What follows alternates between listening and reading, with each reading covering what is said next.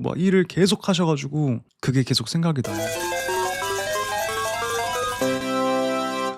방종. 자, 무서운 이야기를 해주는 남자 곽두필의 시선에 곽두필입니다. 오늘도 준비해온 무서운 이야기가 많으니까요. 꼭 끝까지 들어보시고 재미있으셨다면 구독과 좋아요, 알림 설정까지 부탁드리겠습니다.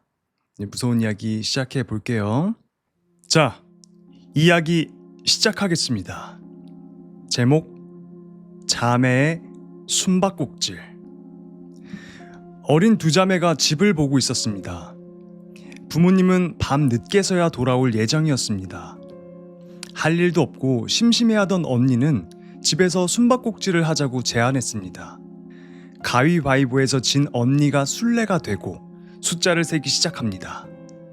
동생은 쏜살같이 2층에서 1층으로 내려가 서랍 안에 숨었습니다. 이윽고 2층에서 다 셌다, 지금부터 찾을 거야 라는 언니의 목소리가 들려왔습니다. 1층으로 내려오는 발소리가 들립니다. 아마 눈을 감고 숫자를 셀 동안 여동생이 내려가는 소리를 들은 것이겠지요. 그리고 여기저기 문을 여닫는 소리가 들려옵니다. 여동생은 들키지 않을 자신이 있었습니다. 서랍 안쪽에 숨어 몸을 웅크리고 있으면 설령 서랍 문이 열려도 안을 자세히 보지 않으면 찾을 수가 없었기 때문이었습니다. 여동생은 찾았다는 소리에 실망해서 나올 거라고 생각한 언니의 작전이라고 생각했습니다. 그래서 그대로 가만히 서랍 안에 숨어 있는데 또 언니의 목소리가 들렸습니다. 아이, 찾았으니까 빨리 나오라니까. 언니는 처음에는 밝은 목소리였지만 점점 화를 내고 있었습니다. 야, 빨리 나오라고 했다. 너 진짜 화낼 거야? 그 사이 벽을 두드리는 소리도 들려왔습니다. 여동생은 언니가 자신을 못 찾아서 화가 났다고 생각해 겁에 질려 서랍에서 그냥 나가기로 했습니다. 서랍에서 나오자 언니가 보였습니다. 언니는 옷장 앞에 서 있었습니다. 언니는 옷장 안에서 작고 흰 손을 필사적으로 잡아 당기고 있었습니다. 여동생은 깜짝 놀라 소리를 쳤고 그제야 동생을 발견한 언니는 놀라서 그 작고 흰 손을 놓쳤습니다. 그 작은 손은 순식간에 옷장 속으로 들어가 버렸다고 합니다. 그 후 두 번 다시는 그 작은 손을 보지 못했다고 합니다. 라는 이야기였습니다. 정리하자면 언니랑 동생이 숨바꼭질을 집에서 한 거예요. 근데 집이 좀 컸었나 봐. 2층, 1층 이러는 걸 보니까. 근데 이제 동생이 안전하게 숨어 있다고 생각한 곳에서 꾸벅꾸벅 졸고 있는데 밖에서 언니가 찾았다 이러는 거예요. 난 서랍 안에 아직 있는데? 날 아직 보지도 못했는데? 그래서 이거 언니가 블러핑 하는구나. 속이는구나. 이렇게 해서 나 나오게 하려고 하는구나. 그래서 꾹 참고 기다리고 있었는데 언니가 계속 옷장 그걸 막 두드리면서 야, 찾았으니까 빨리 나오라니까? 야, 나와! 점점 화를 내고 있었던 거죠. 뭔가 이상함을 느끼고 이 여동생은 서랍 안에서 나옵니다. 그 순간 목격을 한 거죠. 언니가 옷장 안에서 웬 낯선 아이의 하얗고 작은 손을 땡기고 있었던 거죠. 그러니까 그 옷장 안에는 무언가 우리가 알 수 없는 존재가 있었던 겁니다. 그렇게 그 하얀 손을 놓치고 나서 다시는 그 손을 보지 못했다는 이야기였죠.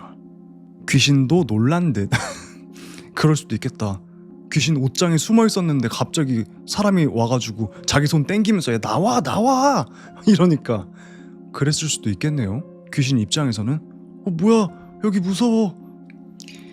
자, 이야기 이어서 가보겠습니다. 제목 공포의 작은 방. 저희 식구는 아파트 12층에서 살고 있었습니다. 처음 입주한 때가 제가 초등학교 5학년 때니까 벌써 16년 전의 일이군요. 그 전에는 쭉 빌라나 한옥에서 살았던지라 거의 처음 타보는 엘리베이터도 신기했고 현기증이 날 정도로 높은 곳에 있는 그 집에서 지낸다는 것이 설레기도 무섭기도 했었습니다. 하지만 시간이 지날수록 밑을 내려보기 두려울 정도로 높아만 보였던 곳이 나이가 들수록 내 몸도 커져가니까 점점 낮게만 느껴져 가고 하루에도 몇 번씩 층층마다 놀러가며 놀이터를 삼았던 엘리베이터도 슬슬 지겨워지고 있었습니다.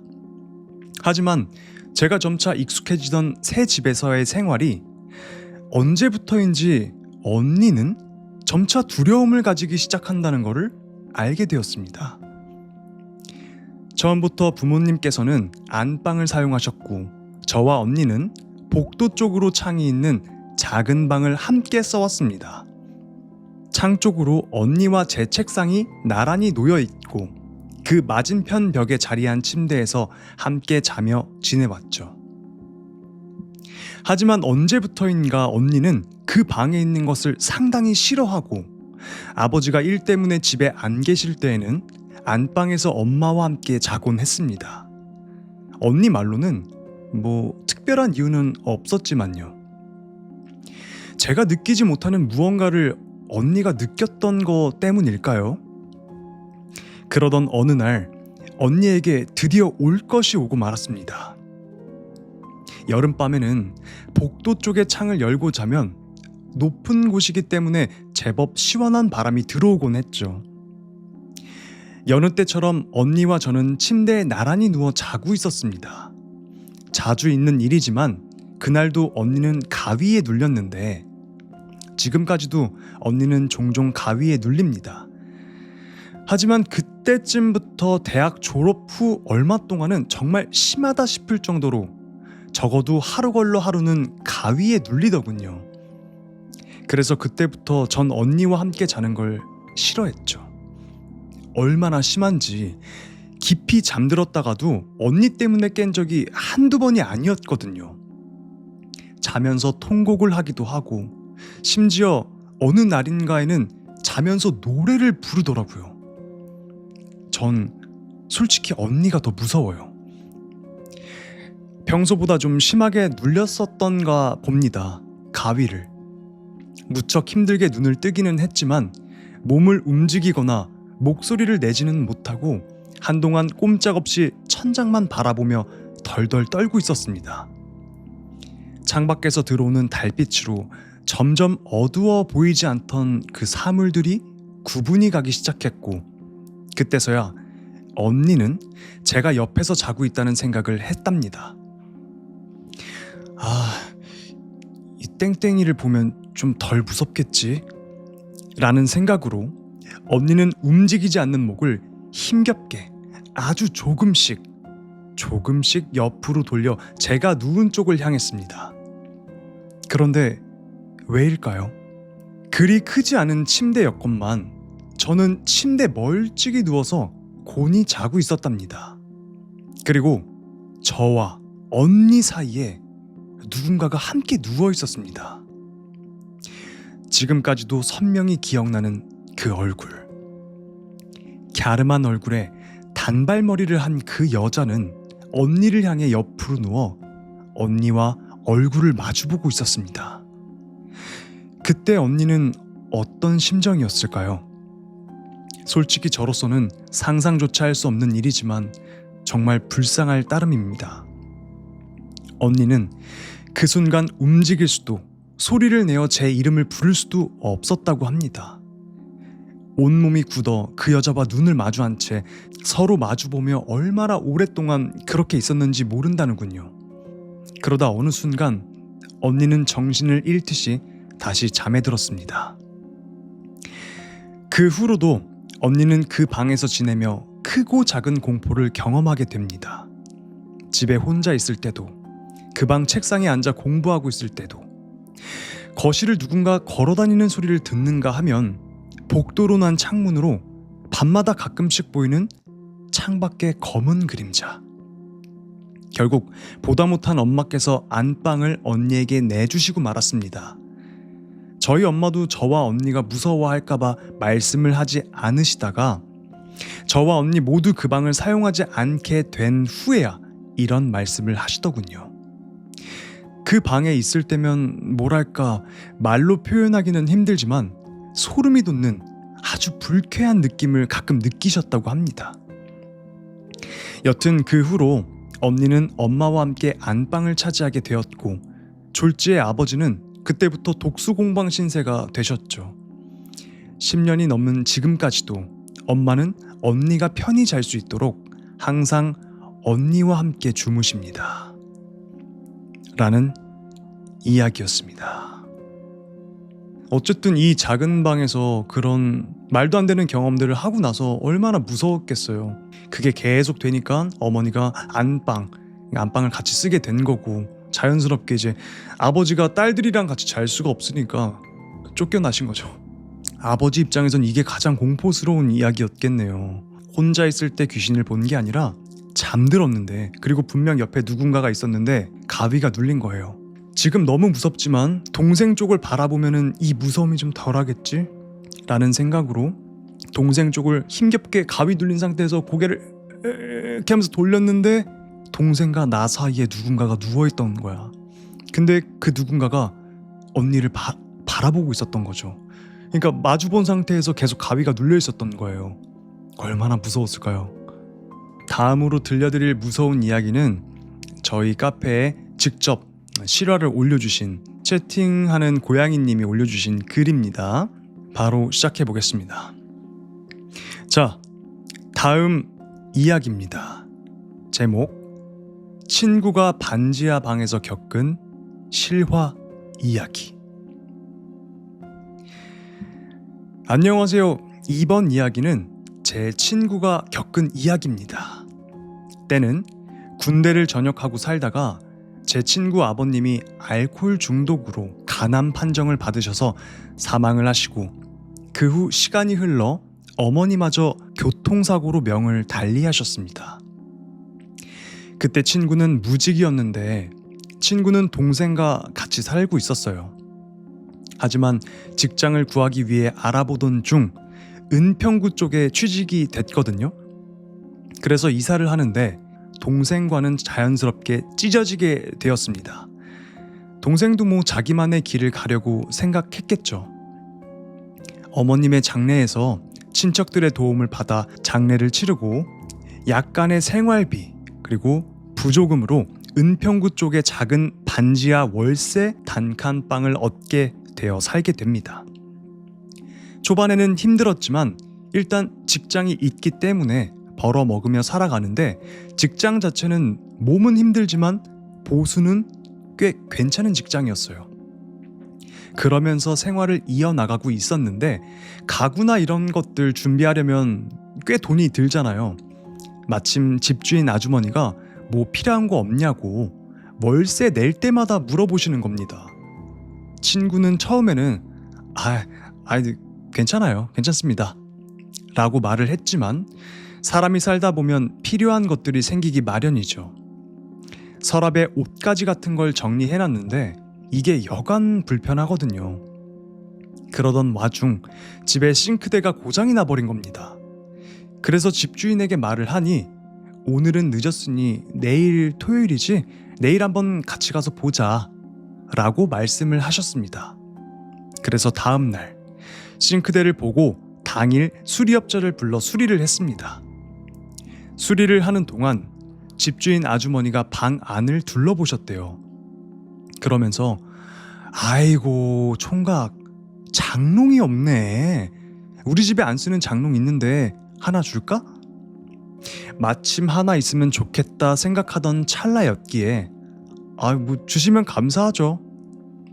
그래서 바로 집주인이 쓰던 장롱을 주게 된 거였어요. 얼마나 좋아요. 옷을 서랍에만 넣고 있었으니까 필요한 옷을 꺼내려면 막 다 헤집어야 됐는데. 그리고 싱크대 수리도 끝나고 그날은 기분 좋게 마무리를 했습니다. 그리고 그 다음날 잠을 자는데 뭔 소리가 들리기 시작했다고 합니다.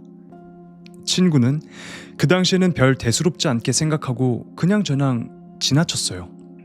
왜냐면 일이 너무 피곤했거든요. 그러면서 한 주가 지나고 다시 토요일이 됐을 때였어요. 그날도 뭔 소리가 들리는데 이 소리가 은근 거슬리잖아요. 친구는 잠은 깼지만 눈은 여전히 감은 채로 있었어요. 그리고 소리에 집중을 했습니다. 소리는 삐그덕 삐그덕 하는 소리였습니다. 그래서 눈을 떠 스탠드 조명을 켜니 소리가 탁 멈췄고 장롱의 문이 열려 있었어요. 아주 살짝이지만. 이상하다 생각을 했지만 굳이 일어나기는 귀찮은지라 그냥 다시 잠을 자고 다음날 일어나서 씻고 장롱 문을 닫았습니다. 그러고 하루를 보내고 그날 밤 친구가 잠을 자는데 또 삐그덕 삐그덕. 친구는 뭐야 자꾸 아이씨 하며 일어나 불을 켜고 보니 장롱의 문이 또 열려 있는 겁니다. 이거 왜 자꾸 열리는 거야? 경첩 망가졌나? 문이 헐거워져서 그런 거야. 이 정도로만 생각하고 다시 문을 닫고 잠에 들었습니다. 다음 주 월세를 낼 날짜가 돌아와 월세를 내려고 집주인 집으로 갔는데 보통은 집주인에게 월세만 주고 그냥 내려왔거든요. 근데 그날은 집주인 아주머니가 요즘 잘 지내? 뭐 불편한 건 없고? 굳이 이렇게 물어보시는 겁니다. 근데 뭐라고 그래요? 네, 잘 지내고 있죠. 하고 그냥 내려왔습니다. 뭐 거기서 아주머니가 주신 장롱이 뭐 이상해요. 뭐 삐그덕 소리가 나요. 문 자꾸 열려요. 라고 말을 할 수가 있나요? 나름 잘 쓰고 있고 또 공짜로 받은 건데 말이죠.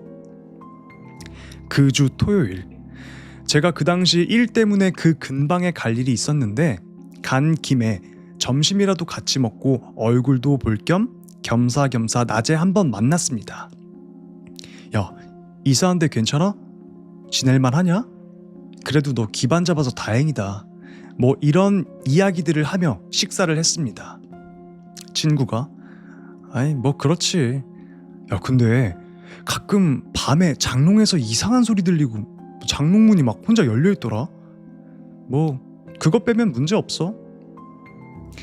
저야 자세한 건 몰랐으니까 그래? 뭐 그런다고 딱히 네가 해를 입거나 그런 건 없었지? 라고 이야기를 하자 친구는 아직까지 그런 건 없다고 말을 하더군요. 그래서 저도 뭐 그런 거면 일단 더 지내봐 라고 말을 해줬어요. 그런데 그날 밤 친구가 역시 잠자리에 누웠는데 여전히 삐그덕대는 소리가 다시 들린 겁니다. 친구도 이제는 뭔가 원인을 알아보려고 눈을 떠서 불을 켜려는 찰나 여기야. 친구는 순간 몸이 굳었으나 소리가 나는 방향을 쳐다봤습니다. 반지하 방의 작은 창문 사이로 비친 달빛, 그 사이 어렴풋 드리운 그 모습. 친구는 그 순간 정신을 잃었다고 합니다. 후에 친구랑 만나 술 한잔하며 친구가 그 이야기를 하는데 친구가 한 말이 달빛이 좀 들어서 비추기는 했지만 솔직히 잘 보이진 않았어. 어떤 여자가 장롱 위에 앉아서 자기를 보는데 눈은 있는데 눈동자가 시커멓게 보였고 코는 잘 모르겠는데 콧구멍만 시꺼멓게 보였고 머리는 대충 어깨까지? 그리고 줄무늬 반팔티를 입고 웃는 얼굴이었는데 머리를 절레절레 흔들고 있더라고. 우리가 보통 절레절레 하는 거에 2배 정도 되는 속도로 말이지. 고개는 절레절레 하는데 눈은 나를 쳐다보면서 하여튼 그 느낌이 엄청 말랐다는 느낌이 들었어. 근데 한 손으로는 장롱문 한쪽을 열었다 닫았다 열었다 닫았다 하는 거야. 야, 지금 내가 한 말 뭔지 이해가? 라고 말을 했거든요. 와, 듣고 상상을 해봤는데 소름이 돋더라고요. 그래서 야, 그 장롱 받은 다음에 그랬으면 그 장롱이 문제인 거 아니야? 그러니까 친구는 아니 그래도 괜찮아, 뭐 어차피 나한테 직접적으로 해를 끼친 건 없고, 아이 뭐 어차피 이사 가려고 했고 다른 방 알아보고 있어, 근처로 가려고 하면서 엄청 낙천적이게 말을 하는 겁니다. 아무래도 그 집주인이 그 장롱 너한테 떠민 것 같은데, 하여튼 빨리 그 집에서 나오던가 그 장롱 버리던가, 부디 알아서 해라. 그렇게 술자리를 파했고 친구는 2주 후 이사를 갔습니다. 그 장롱은 놔두고 말이죠. 이사를 하고 나니 그런 이상한 소리나 이상한 현상은 더 겪지 않았다고 합니다. 그리고 후에 시간이 나서 주말에 만나 술 한잔하며 그 이야기를 했는데, 제가 물었습니다. 너 그때 그거 너 귀신 본 거 맞지? 진짜 귀신 맞는 거 같긴 해. 아니 야, 내가 그쪽으로 지식이 좀 있어서 물어보는 건데, 귀신을 본 사람들은 그 순간에는 귀신 얼굴을 보잖아. 근데 보고 나면, 그러니까 기억할 때 귀신 얼굴이 기억이 제대로 안 난다고 하더라고. 넌 근데 그날 밤 어떻게 그렇게 기억을 잘 하는 거야? 그러자 친구가 나도 모르겠어. 그때 귀신 얼굴을 눈으로 본 건 그 뭐랄까 그 이미지? 머리에 이미지가 각인돼서 보였다고 할까? 그래서 기억이 좀 잘 나는 것 같아. 야, 너 안 무서웠냐? 장난하냐? 무서웠지. 나 기절까지 했는데. 역시 중고는 조심해야 돼. 너 함부로 멀쩡해 보인다고 막 주워오고 그러지 마. 이렇게 그날 친구와 저는 그 일을 안주 삼아 술을 마셨답니다. 라는 이야기였습니다. 이 이야기를 그 귀신을 상상하면서 읽으니까 너무 소름이 돋는 거예요. 쉽게 설명하면은 그 집주인 아주머니가 떠민 그 장롱 있죠. 거기서 삐그덕삐그덕 소리가 나는 건데, 알고 보니까 그 삐그덕 소리는 장롱 문이 열렸다 닫혔다 하면서 경첩에서 소리가 나는 거였고, 장롱 위에 어떤 마른 여자가 앉아서 친구를 바라보고 있었대요. 그러니까 이런 거겠지.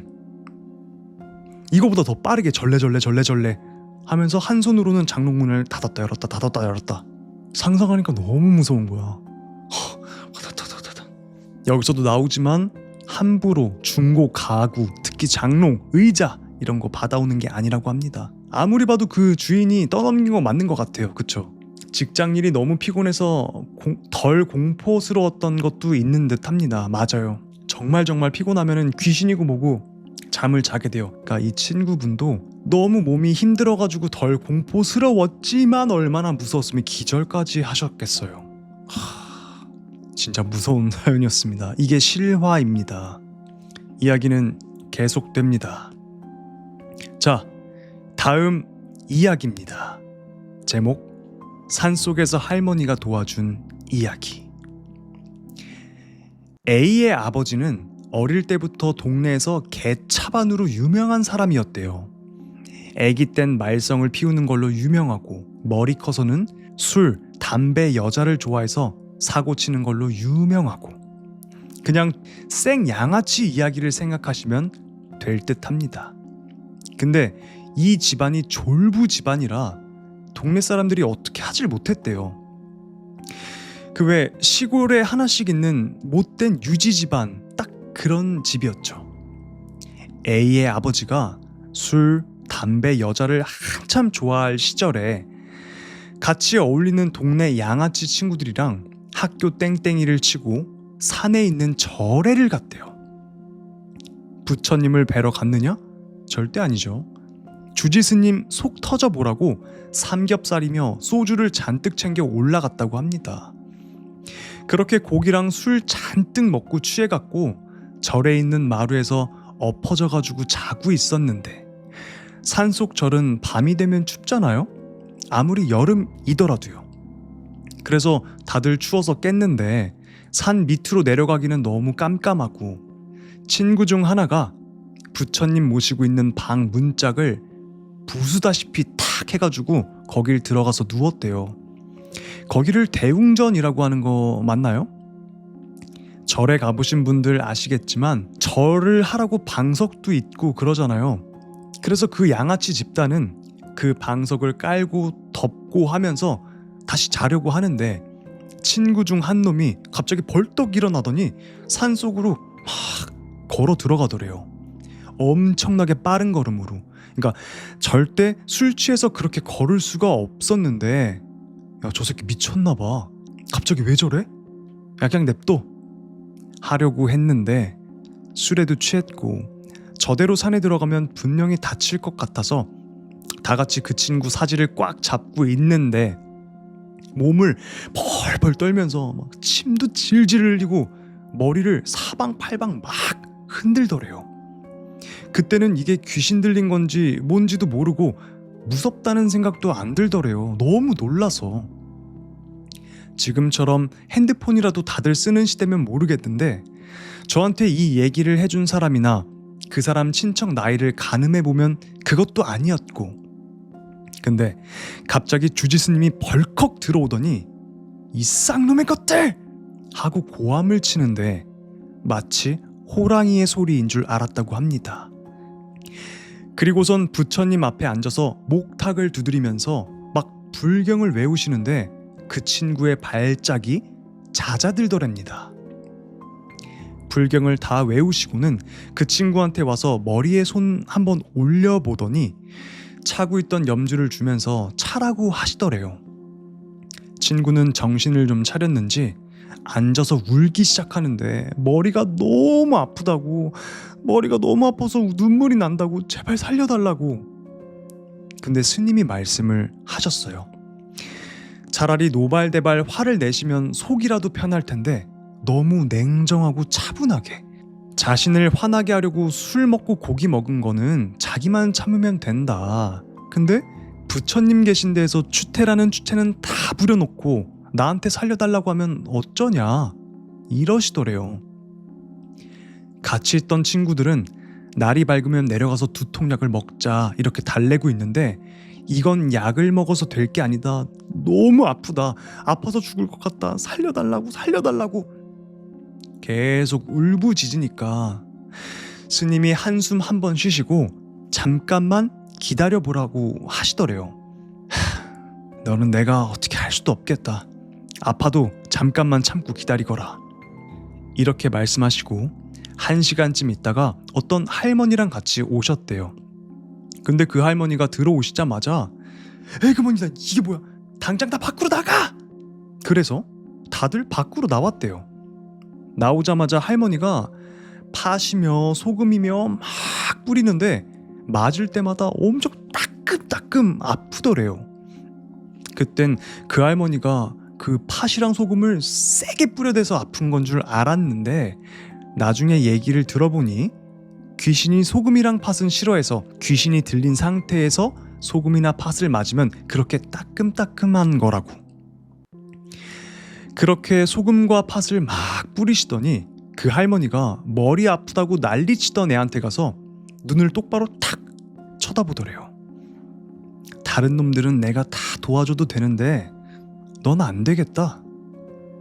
그리고서는 그냥 획 가버리려고 하시더래요. 그 친구는 바짓가랑이를 붙들고 쟤들은 도와주고 왜 난 안 도와주세요? 내가 제일 죽을 것 같이 아픈데 쟤들은 별로 아프지도 않은 것 같아 보이고 라고 하는데, 널 도와주면 내가 제명에 못 죽어. 너 도와주면 내가 해코지를 당한다고. 그게 무슨 소리예요? 제발 살려주세요. 제발 살려주세요. 이러는데 그 할머니가 걔 눈을 흘겨보면서 엄청 화난 투로 그건 니놈 식구들이 더 잘 알지 않나? 이 천하의 역적 새끼야. 이러시는데 갑자기 그 친구가 그 말을 듣더니 땅바닥에 엎어져서 막 울부짖기 시작했습니다. 제발 제가 그런 거 아니잖아요. 그거 제가 그런 거 아니잖아요. 살려주세요. 이 말만 반복하더래요. 그땐 다들 이게 무슨 소리인지 몰랐는데 알고 보니까 그 친구 집안이 이완용의 집안이었습니다. 역적 새끼의 집안이었죠. 한참을 도와달라, 못 도와준다 실갱이를 하다가 해 뜰 무렵에서야 그 할머니가 나도 나이를 먹을 만큼 먹었는지 마음이 약해지네 하시더니 불경을 외우고 그 친구 팔다리를 주물렀대요. 해가 다 뜰 때까지 말이죠. 그러고 나니 정말 머리가 씻은 듯이 나았대요. 너무 고마워서 생명의 은인이시니 조남이라도 알려달라고 했는데 아서라 이름까지 알려주면 나 정말 큰일 난다. 앞으로 너라도 착하게 살아 이러셨대요. 그리고서는 A의 아버지한테는 니네 집 잘 살지? 니네 집 돈 많지? 조상덕 보는 줄 알고 정신 차리고 살아 이 망나니 새끼들아 이렇게 경고하셨는데 결국 그 A네 집안은 그 집 아버지가 주식으로 선산을 팔아가며 홀라당 다 날려먹었다고 합니다. 라는 이야기였습니다. 이 개차반의 친구들이 절에 가가지고 겪은 이야기죠. 그러니까 이 개차반 피는 못 속이나 봐. 거슬러 올라갔더니 조상이 이완용네 집이었던 거죠. 이완용의 핏줄이었던 거죠. 매국노, 아주 유명한 매국노죠. 우리나라를 판. 결국은 그 집안은 그 아버지가 주식 때문에 가지고 있던 선산을 다 팔아서 홀랑 날려버렸대요. 통쾌하다. 무서운 이야기는 계속됩니다. 자, 다음 이야기입니다. 제목 우리 집엔 귀신들이 산다. 나는 지금 혼자 집에서 살고 있는 20대 중반의 평범한 직장인이다. 고1 때 어머니와 아버지가 이혼하셨고 그때부터 쭉 어머니와 동생들과 살다가 어머니는 도시 생활을 못 하시겠다며 막내 동생을 데리고 시골로 가셨고 첫째 동생은 아버지와 같이 살겠다며 아버지한테 갔다.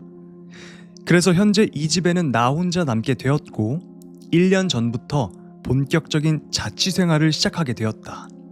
하지만 기괴하게도 어머니와 동생들이 집을 떠난 후 나에겐 이상한 일이 일어나기 시작했다. 귀신의 존재를 느끼기 시작한 거였다.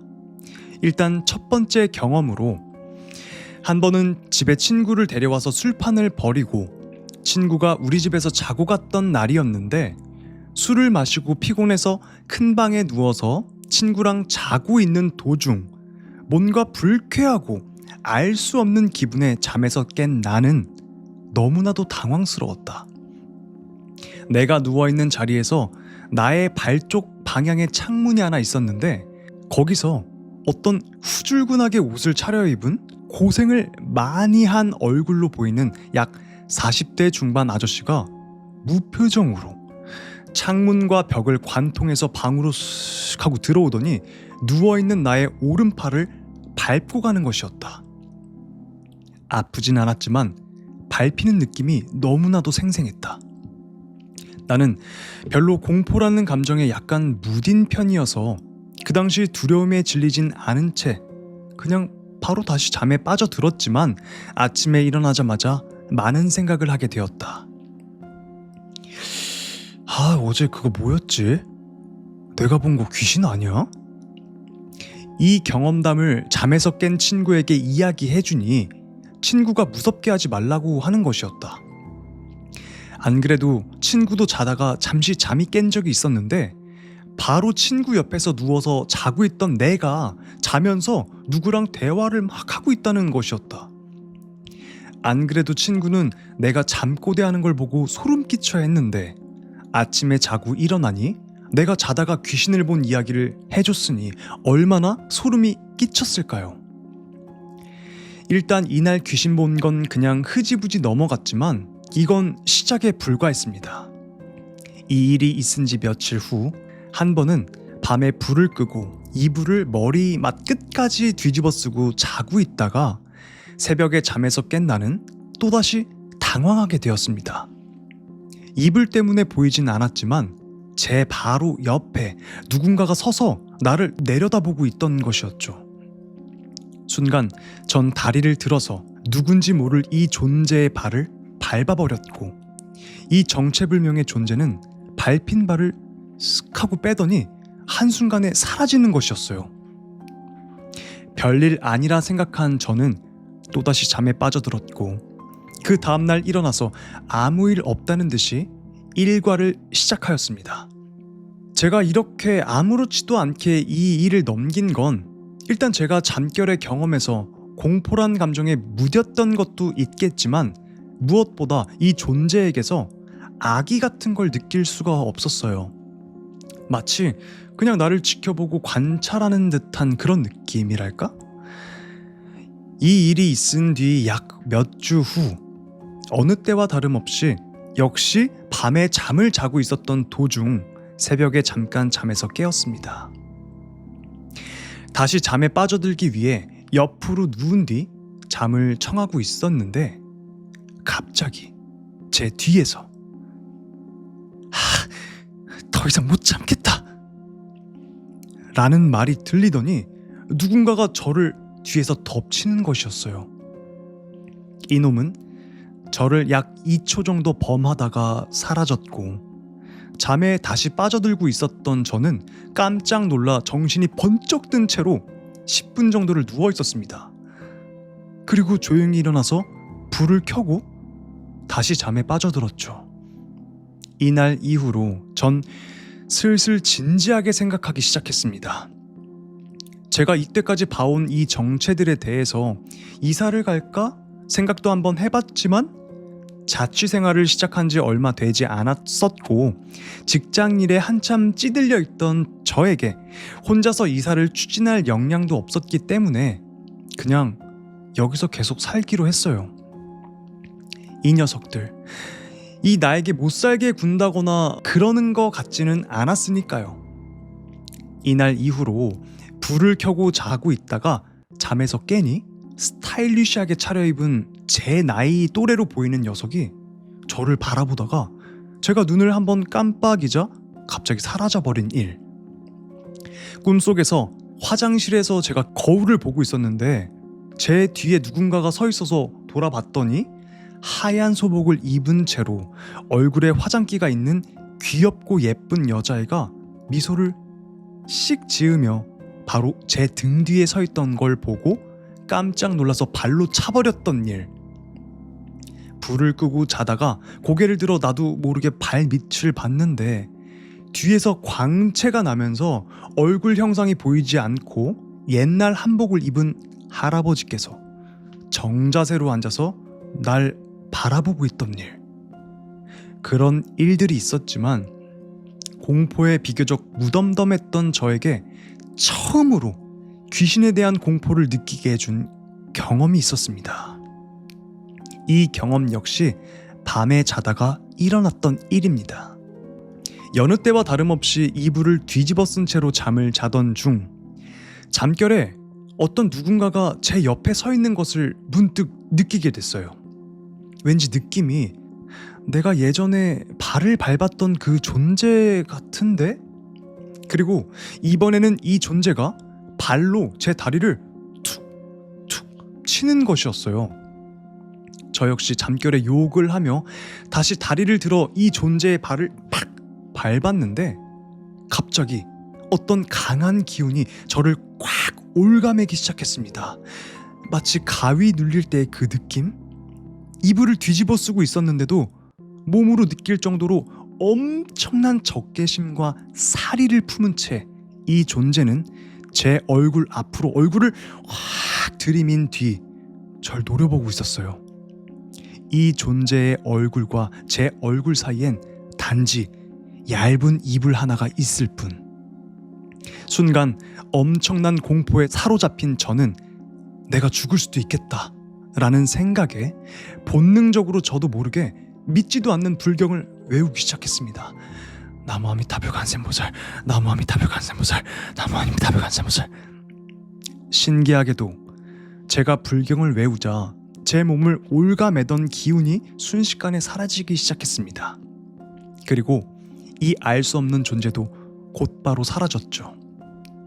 전 불경을 계속 다급히 외운 뒤 벌떡 일어나서 바로 방 형광등 스위치로 달려가 불을 딱 켰습니다. 이불을 덮고 쓰고 있어서 이 존재의 형상을 못 받기 망정이었지. 만약 제가 이불을 안 덮고 있는 상황에서 이 존재를 봤었다면 전 아마 자다 일어나서 집 밖으로 달려나가 도망갔을 것입니다. 이 일이 약 7, 8개월 전의 일입니다. 이후로 저는 항상 잘 때 불을 켜고 이불을 덮어 쓰고 잠을 잡니다. 불을 켜고 자기 시작한 후로 지금까지 다행히 귀신을 본 적은 없었어요. 하지만 전 평생을 불을 끄고 자는 일은 없을 것 같습니다. 라는 이야기였습니다. 이 이야기를 듣고 나서 든 생각이 뭐였냐면은 좀 잘못 알고 계신 것 같아요. 그러니까 무서워서, 단지 무서워서 이불을 머리 끝까지 덮어쓰고 잠을 잔다고 했는데 잘 때 이불을 머리 끝까지 덮어쓰고 자면 안 된다는 게 있어요. 제가 알기로는 저승사자들이 지나가면서 끝까지 덮어쓰인 사람이 있으면 데려간다, 뭐 이런 이야기도 있고, 어떤 존재의 발을 밟았을 때 굉장한 사리와 적개심을 느꼈다고 했잖아요. 이 두 번째 목격담에서 그런 분노를 막 표출할 수 있고 위압감을 느끼게 할 수 있는 거는 혹시 저승사자 아니었을까라는 생각도 해봅니다. 근데 그 꿈속에서 얼마나 이 사람이 귀신에 대해서 무덤덤하냐면, 화장실 거울에서 비친 화장기가 있는 귀여운 여자, 소복을 입은 그 여자를 놀래서 발로 차버렸대. 그만큼 무덤덤했대요. 근데 이 사람도 이렇게 겁에 질릴 정도로 위압감과 적개심과 사리를 표출할 수 있는 것? 아마도 저승사자가 아니었을까. 자, 다음 이야기입니다. 제목, 발밑 방울소리. 제가 중학교 2학년인가 3학년 때 일이에요. 저희 집은 1층짜리 주택인데 골목 입구 바로 앞에 있는 집이거든요. 집 앞에는 1차선 작은 도로가 있었고 그 주변으로 주택들이 모여 살고 있는 그런 구조입니다. 제 방은 도로랑 집 사이에 있는 담장을 정면으로 바라보고 바로 옆으로 들어오는 현관이 보이는 그런 구조인데요. 그러니까 무슨 말인지 잘 안 와닿으실 수도 있지만 뭐 중요한 부분은 아니니 그냥 넘어갈게요. 아무튼 저는 잘 때 도로 쪽으로 다리를 두고 자요. 그래서 머리는 골목 안쪽을 향하고 자는 거죠. 그날도 그렇게 자고 있었는데 한밤중이었을 거예요. 잠을 편하게 자고 있다가 갑자기 팔다리에 힘이 쭉 빠지면서 점점 가위에 눌리기 시작했어요. 움직이려고 발버둥도 쳐보고 별짓을 다 해봤지만 몸을 전혀 가눌 수가 없었습니다. 그날 처음으로 가위를 눌려본 건데 이상하게도 들었던 것처럼 귀신 같은 건 보이지 않았고 그저 몸을 못 움직인 채로 한 10분 정도 그렇게 있었던 것 같아요. 그런데 어느 순간 그날따라 유난히 방이 어둡다는 생각이 들었어요. 평소처럼 창문이 살짝 열려 있어서 가로등 불빛이 붉게 들어오고 있는데 방 전체가 뭔가 안개처럼 뿌옇고 어둡다는 느낌이 들더라고요. 그 생각이 들고 얼마 지나지 않아 발 밑 도로 쪽에서 땡땡땡땡 하는 종소리? 방울소리? 같은 게 들리기 시작했어요. 정확히 제 오른쪽 방향에서 도로를 따라 점점 가까이 다가오는 소리였어요. 몸이 움직이지 않으니까 고개도 돌리지 못하고 눈알만 까딱까딱 하고 있었는데 그 종소리가 점점 가까워지더니 제 발밑까지 다가왔어요. 그러더니 점점 제 쪽으로 다가오고 있었습니다. 큰일 났다. 무섭고 기분 나빠서 그렇게 생각하고 있는데 코끝에 닿을 듯이 뭔가가 쓱 하고 제 위로 지나갔어요. 자세히 보니까 그건 상여였습니다. 아직도 그 장면이 생생해요. 하얀 옷에 하얀 두건 혹은 면사 같은 걸 쓴 사람들이 상여를 메고 지나가고 있었어요. 제가 바로 아래에 있으니까 그 두건 밑으로 턱이랑 손이 보이더라고요. 턱과 손의 피부색이 거의 회색에 가까웠고 상여 앞쪽에는 붉은 관을 쓴 원숭이가 앉아서 종을 치고 있었습니다. 그 상여가 제 위로 지나가는 순간 등골이 오싹하더니 몸이 경직되면서 척추가 뒤로 꺾이는 느낌이 들었고 허리가 활처럼 휘었어요. 그러고 그대로 잠이 들어버렸는데요. 다음날 아침에 일어나 보니까 제가 사는 골목 안쪽, 그러니까 바로 뒷집에 사시는 할아버지가 어젯밤 새벽에 돌아가셨다고 하더라고요. 라는 이야기였습니다. 뭔가 짧지만 확 임팩트가 있는 그런 이야기였습니다. 상여 뭔지 아시죠? 그 왜 드라마에서 관 매고 막 이제 가면 언제 오나 막 이러면서 가는 행렬, 그걸 상여라고 하잖아요. 진짜로 저승에서도 그런 행렬이 있나 봐요. 그렇게 모셔가나 봐, 망자를. 상여보다 상여금이 좋아요. 나도 뭐 일을 계속 하셔가지고 그게 계속 생각이 나요.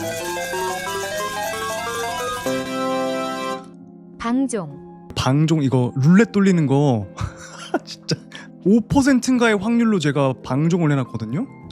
진짜 웃기네. 야, 이걸 설정하자마자 바로 뜬다고?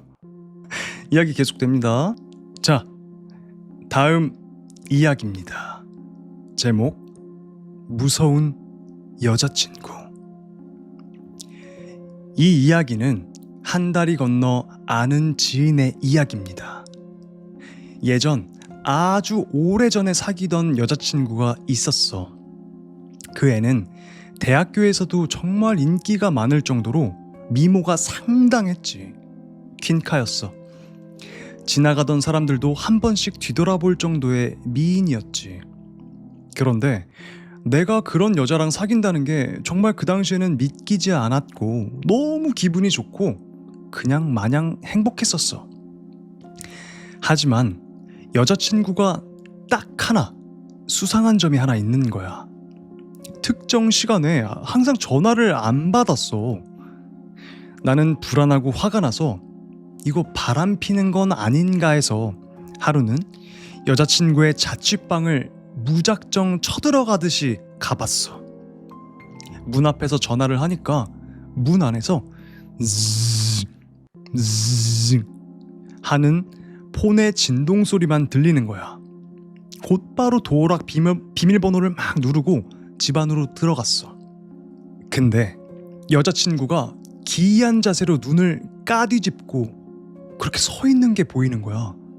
두 눈은 흰자위만 보이고 입은 펠리칸처럼 턱이 빠질 것 같이 벌리고 있었고 팔은 허수아비처럼 양쪽으로 벌리고 있었는데 내가 아무리 흔들고 큰 소리로 불러도 얘가 미동조차 않는 거야.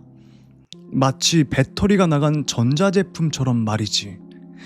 나를 아예 인식하거나 인지하지 못하는 것 같았어. 그냥 말 그대로 배터리가 나간 휴대폰 같았지.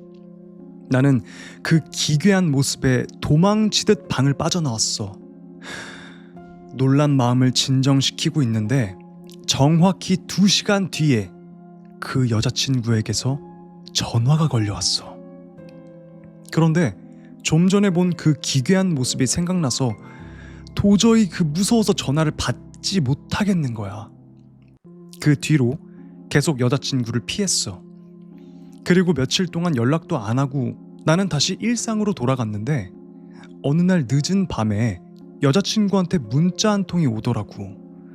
그 문자의 내용은 이랬어. 너 봤구나. 뭔가 여러 가지 감정이 함축된 느낌을 받았달까?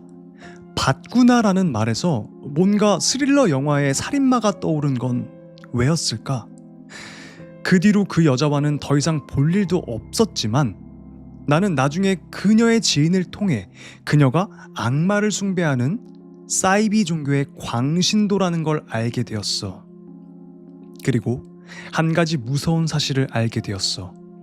그녀와 사귀던 남자들이 실종되었다는 것을 말이야. 친구는 나에게 웃으면서 옆에서 말하더라고. 야, 걔가 네 장기 빼가려고 접근한 거 아니야? 이렇게 말하고 웃었는데 나는 웃을 수가 없었어. 전에 내 여자친구랑 사귀던 과 선배가 어느 날부터 학교를 나오지 않은 게 생각나더라고. 도대체 무슨 일이 있었을까? 나도 계속 사귀었다면 끔찍한 짓을 당하지 않았을까 하는 생각에 온몸에 벌레가 기어다니는 것처럼 소름이 끼쳤어. 아직도 그날의 기억은 나를 몇 년째 괴롭히고 있어. 턱이 빠져라 벌리던 입, 천장을 응시하던 흰자만 보이던 그 눈, 그리고 그 자세, 그 표정, 지금도 잊을 수가 없어.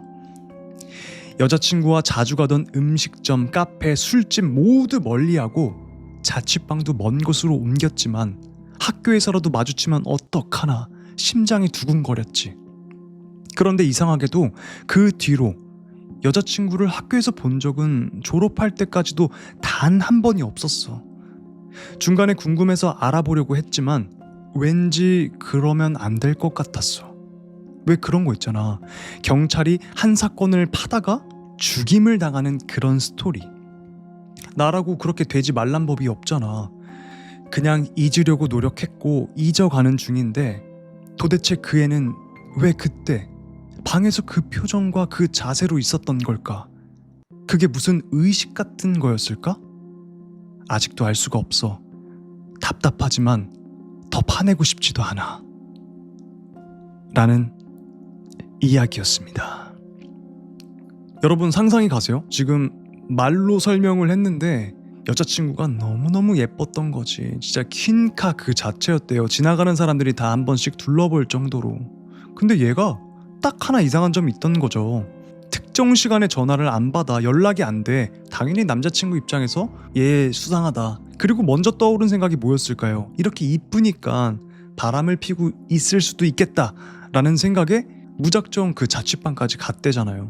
솔직히 남자도 좀 약간 소름 끼치긴 해. 그 만나서 그래 뭐 현장을 잡으려고 그랬던 걸 수도 있겠는데 난 좀 소름 끼치긴 해. 나 같으면 안 가. 아무튼 밖에서 여자친구한테 전화를 걸었는데 진동 소리가 집 안에서 들렸던 거죠. 잡았다. 얘 집에 있네. 누구랑 있는 거지? 비밀번호를 누르고 들어갔대잖아요. 이거 동의 없이 들어가면 주거 침입 아니에요? 아무리 여자친구라도? 들어갔는데 이 여자친구가 기이한 자세로 미동조차 안 하고 가만히 있었다는 거죠. 팔은 벌려져 있고 입도 펠리칸처럼 벌려져 있고 눈은 천장을 바라보며 흰자만 나온. 나 이거 재현해야 되나? 보세요.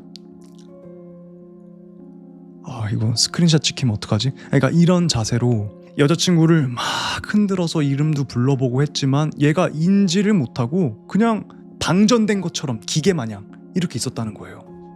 뭐였을까요? 그러니까 알고 보니까 이 여자가 악마를 숭배하는 그런 집단에 있었던 여자애라고 합니다. 그래서 이 사연의 주인공은 유추하기로는 어떤 악마의 의식이었을까. 물론 여러분이나 저도 그 사탄을 숭배하는 분이 없을 거 아니에요? 지금 보고 계시는 이 94분 중에. 자, 다음 이야기는 조금 길 수도 있습니다. 집중해서 들어주시고요. 자, 다음 이야기입니다. 제목 홍은동 골목의 여자. 제가 아는 형이 홍은동에 살았습니다. 그 형은 기타를 치는 형이었는데 공연도 많이 하고 세션으로 자주 불려다녔죠. 제 또래 기타를 치는 사람들에게는 어느 정도 동경의 대상이기도 했어요. 지금은 일이 잘 안 풀려서 힘든 시간을 보내고 있지만요. 편의상 그 형을 그냥 형이라고 부를게요. 형이 정말 잘 나가던 때의 이야기입니다. 매스컴에 나올 정도로 큰 인지도가 있었던 건 아니었지만 그래도 형 분야에서는 꽤 촉망받는 유망주로 평가받고 있었죠. 그러다 형이 조금 자신감이 붙으면서 막 메탈 같은 색다른 장르에 도전해보고 싶었어요. 그래서 수소문 끝에 한 하드록 밴드가 3-4달 정도 세션 멤버를 필요로 한다는 소식을 듣고 그 밴드에서 잠깐 세션을 뛰기로 했죠. 꽤 진지하게 준비하려 했던지 형은 기타도 새로 사고 이펙터도 장만하는 등 장비를 제대로 갖추더라고요. 그 당시에는 국내에서 구하기 힘든 해외 인디 앨범도 많이 샀다고 했어요. 그런데 그 밴드 멤버들이 그런지 아니면 올빼미들만 모인 건지 그 밴드는 저녁에 시작해서 아침이 되어서야만 합주가 끝나곤 했습니다. 형도 분위기에 적응하면서 나름 열심히 연주를 했죠. 다른 장르에 도전하다 보니까 형도 이동할 때 이어폰을 항상 끼고 연습곡들을 계속 듣고 다니고 있었어요. 형네 집에 가려면 골목길을 5분 정도 지나가야 했는데 골목길을 피하려면 한참을 돌아가야 했죠. 돌아서 가도 최소한 1분 정도는 골목길을 지나야 집에 갈 수 있었습니다. 그때 형은 평소에 듣던 짐 홀 같은 음악 대신 딥 퍼플이나 레드 제플린 같은 음악을 열심히 들었어요. 메탈을 접하면서 자신이 뭔가 더 강해졌다고 느낀다고 했죠. 그러던 어느 날 밴드 내에서 약간 마찰이 있었어요. 제가 합주실에 있을 때 본 건데 미세한 볼륨 차이로 싸운 것 같더라고요. 남들이 보면 사소한 걸로 여길 수도 있겠지만 밴드 멤버들이 알바나 직장 생활을 병행하느라 스트레스가 쌓여서 그런지 예민하게 막 티격태격했죠. 그렇게 저녁 때 합주가 끝났습니다. 형은 그날 기분이 좀 언짢았지만 다른 사람들끼리 화해했으면 하는 그런 마음뿐이었고 본인이 직접 싸운 것도 아니어서 집으로 향했어요. 역시 제플린 노래를 들으며 집에 가고 있었죠. 형은 이명 때문에 이어폰 볼륨을 크게 틀어놓고 듣지는 않거든요. 집에 가서 모니터 스피커로 다시 들을지언정 밖의 소리도 들릴 만큼 볼륨을 조절하곤 해요. 누가 주변에서 자기를 부르면 그게 들릴 정도로 말이죠. 편의점에서 담배와 맥주를 사고 집으로 향하는데 시간이 아마 11시쯤 됐을 거예요. 오래간만에 마시는 맥주에 기분이 좋았죠. 밴드 생활로 생활 패턴이 엉망이라 친구들 술자리에도 참석하지 못한 터라 더 신나 있었습니다. 그런데 갑자기 소름 돋는 느낌이 들었어요. 누가 따라오나 싶어서 뒤를 돌아봤는데 한 10m쯤 뒤에 어떤 여자가 서 있는 겁니다. 하얀 옷을 입고 머리도 길었고 어두워서 얼굴 형태는 잘 보이지 않았지만 형이 돌아보자 약간 당황한 듯한 표정이었어요. 저 여자가 왜 당황하지? 날 따라온 건가? 그러다가 형은 짐호를 듣고 있던 자신이 제플린을 들으면서 막 강해졌다고 생각하고 있던 중이라 여자애 하나가 뭘 어쩌겠냐는 생각을 했어요. 고등학교 때 공연하던 자신을 보러 온 팬이었을지도 모른다고 생각하며 기분이 좋아졌죠. 당시 듣고 있던 곡에 후렴구가 막 들어갈 때였는데 그때 막 자신감에 차서 이어폰을 벗었답니다. 그런데 그 여자가 그 후렴구 부분을 부르고 있더래요. 음정은 정확하지 않았지만 딱 그 곡의 박자와 후렴구였습니다. 쇳소리가 섞인 목소리로요. 형은 깜짝 놀라 뒤를 돌아봤고 그 여자가 씩 웃고 있는 것처럼 보여 너무 무서워서 집까지 뛰어갔다고 합니다. 이 얘기를 다음날 합주실에서 했는데 다른 사람들한테 비난과 비웃음을 받았어요. 형은 억울했죠. 아니 어떤 사람이 골목길에서 그런 노래를 부르겠냐. 그런 음악에 관심 없으면 이 노래 자체를 모를 텐데 이거 귀신이다 라고 어필을 했지만 다들 그거 지어낸 이야기지? 라며 배척했습니다. 그날 그 형 이야기를 안주 삼아 술을 마시며 다들 화해를 했죠. 다음 주부터 다시 합주가 잡혔습니다. 그 후 형은 간혹 그 여자를 봤다며 무섭다고 했지만 그때마다 사람들한테 욕만 먹었습니다. 결국 형은 메탈 밴드를 그만두고 원래의 길을 걷기로 했습니다.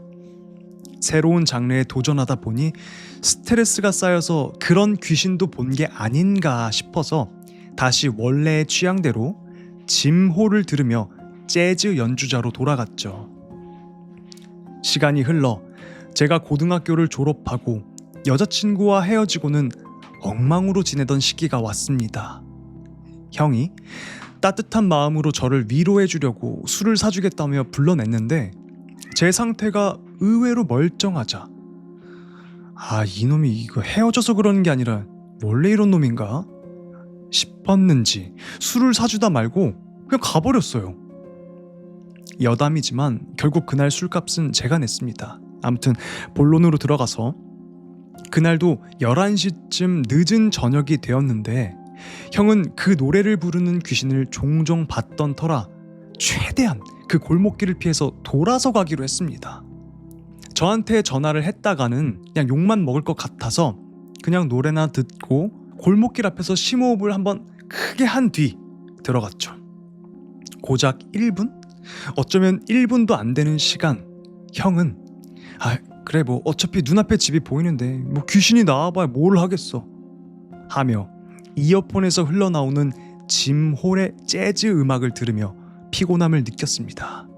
볼륨을 줄였는지 아니면 제플린을 듣다가 짐 홀을 들으니 그 갭이 느껴져서인지 멀리서 들리는 차 경적 소리도 귀에 쏙쏙 들어왔죠. 집 앞까지 길어야 30초. 어쩌면 노래의 후렴구보다 못한 시간. 형은 그동안 보지 않으려 했지만 자신도 모르게 문득 고개를 돌렸습니다. 그동안 봤던 여자가 형의 뒤로 한 20m쯤 떨어져 있었답니다. 마치 형을 기다리고 있었던 것처럼 느껴졌고 소름이 돋아 움직일 수가 없었대요. 가위 눌린 것처럼요. 한 5초 정도 있다가 형은 내가 뭘 잘못 보고 있나 싶어서 눈을 깜빡거렸는데 여전히 그 여자가 그 자리에 있더래요. 형이 본 여자가 맞았습니다. 음악이 끝나고 다음 곡이 재생되기까지 잠깐 여백이 생겼는데 그 순간 여자가 씩 웃는 게 느껴졌대요. 어둠 속이라 제대로 보이지는 않았지만 여자가 웃고 있다는 확신이 들면서 온몸에 소름이 돋기 시작했죠. 그동안 들리던 노래를 따라 막 부르던 쇳소리 같은 목소리가 이번에는 또박또박 말하는 소리로 바뀌었고 그때 도로에서 클락션 소리가 울리는 걸 듣고 정신이 팍 들어 집으로 도망쳤다고 합니다. 형은 그날 정신없이 저에게 전화를 걸어 이 이야기를 했습니다. 처음에는 형이 별것 아닌 일로 또 거짓말을 하고 있다는 생각을 했는데 다 큰 성인이 막 서럽게 울면서 이야기를 해서 믿어줄 수밖에 없었습니다. 그 일을 겪고 그 형은 밤에 밖에 절대 안 나가고 밤에 볼 일이 생기면 그날을 아예 집에 들어가지 않는다고 합니다. 그리고 그 형이 마지막에 들었던 말이 뭐였는지 아세요? 바로 오늘은 노래가 좀 다르네. 라는 이야기였습니다. 이어폰을 같이 듣고 있었던 건가 봐요. 그 여자가, 정체를 알 수 없는 여자가 얼마나 무서웠을까. 상황 설명을 하면 그거죠. 집으로 갈 때 항상 어떤 그 골목을 지나쳐 가야 되는데 그 골목에서 자꾸만 마주치는 알 수 없는 여자. 락밴드의 노래를 듣고 있으니까 막 시끄러울 거 아니야. 막 쨍쨍장조정쨍쨍쨍 딱 벗었는데 그 여자가 그거를 똑같이 흥얼거리고 있었던 거죠. 어쨌든 그거를 얘기를 했지만 아무도 믿어주지 않았고 얼마나 답답했겠어요. 그러고 있다가 어느 날 그래 하드락 막 메탈 이런 건 나의 길이 아니야. 그래서 다시 재즈 연주자로 돌아와서 짐 홀이라는 그 사람의 노래를 들으면서 왔는데 정체를 알 수 없는 여자가, 귀신이었을지도 모를 그 여자가 그랬다는 거죠. 마지막에 듣는 노래가 바뀌었네. 소름 돋는다. 지금 저도 귀에 이어폰을 끼고 있는데 벗고 싶다. 오랜만에 왔구나 우리 구찌가. 왜? 아빠 뽀뽀해줘? 구찌가 왜 갑자기 와서 뽀뽀를 해주죠? 왜? 기분 좋아? 자 거기서. 그러고 보니까 맞네요. 내가 보이나봐? 그리고 나서 내가 보이니까 신나서 계속 그 골목길에서 기다리고 있었나 보다. 그럼 아다리가 다 맞네요. 여러분들도 혹여나 들리거나 보이거나 하더라도 반응하지 마시길 바랍니다. 자, 다음 얘기도 여러분들이 절대로 하면 안 되는 일들 중에 한 이야기입니다. 자, 다음 이야기입니다. 제목 강령술 경험담. 예전 20대 중반에 유럽으로 배낭여행을 갔을 때 런던에서 일주일 정도 지냈는데 런던에서 묵은 도미토리 알바가 일본인 알바생이었어. 그 당시 나는 일본 애니 원피스에 한참 빠져 있었고 런치의 제왕이나 지금 만나러 갑니다 같은 일본 드라마랑 영화를 꽤나 좋아했었지. 반대로 그 일본인 알바는 한국 드라마 김삼순, 커피 프린스, 미나미 시네요를 굉장히 좋아했대. 그러다 보니 서로 일본말 조금, 한국말 조금, 그리고 영어 조금씩 섞어가며 대화가 가능했고 금세 친해져서 낮에 런던 관광을 마치고 돌아오면 밤에 밥이나 맥주를 함께 마시며 이야기를 나누기도 했어. 이런저런 드라마나 영화 이야기를 하다가 영화 주온 이야기도 나왔는데 그 알바생이 자기도 실제로 귀신을 만나서 정말 무서웠던 적이 있다며 자신의 강령술 경험담을 들려줬어. 자기가 고등학교를 다니던 시절에는 강령술이 엄청 유행했었대.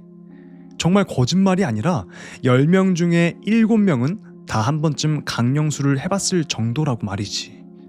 강령술은 쉽게 말하면 분신사바 같은 겁니다. 귀신을 불러들이는 의식이죠. 우리나라도 한때 엄청 유행했죠. 이어서 그리고 자기도 그런 종류의 장난을 꽤나 좋아했어서 강령술을 많이 해봤다는 거야.